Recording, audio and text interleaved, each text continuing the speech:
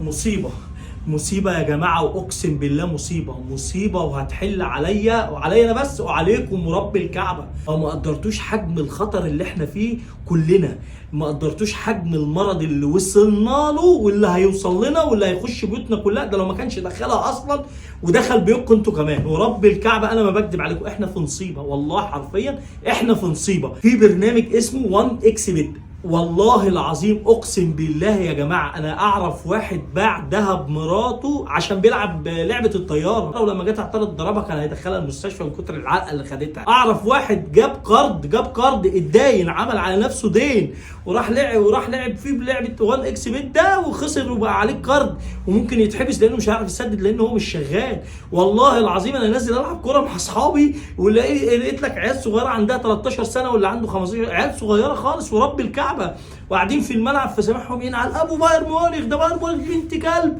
بقول له ايه يا ابني وانت تعرف ايه عن بايرن ميونخ عشان تشجع بايرن ميونخ؟ يا عم خسرتنا يا عم الفلوس، اصل انا عامل قسيمه ايه، انا ما كنتش فاهم اصلا القصه انها توصل وتنتشر كده. بقيت الاقي البرنامج ده ليه اعلانات في كل حته، في كل ماتش تتفرج عليه هتلاقي الاعلان موجود على اليافطات اللي ورا. بياخدوا الفلوس من ابوهم اللي هي بتاعه الدروس ويعملوا بقى دروس، بيخشوا جوه قسايم. ما هي القسيمه بتبتدي من اول 5 جنيه و10 جنيه و20 جنيه، بيجرك البرنامج ممكن يكسبك 1000 ولا 500 عشان ده قمار هيجري في دم شبابنا.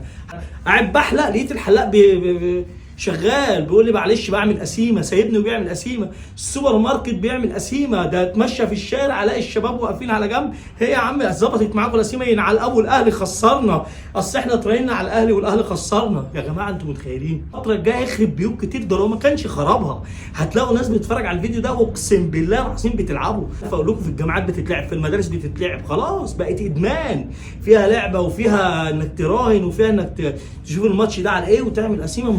اقسم بالله كارثه حقيقيه بتحصل. امسك تليفون ابنك واقعد فتش فيه هتلاقي البرنامج عنده. دوله مسلمه، احنا ناس مسلمين عارفين ان القمار ده حرام ومن الكبائر، فلازم ان احنا نوقفه، لازم ان احنا نقول لا.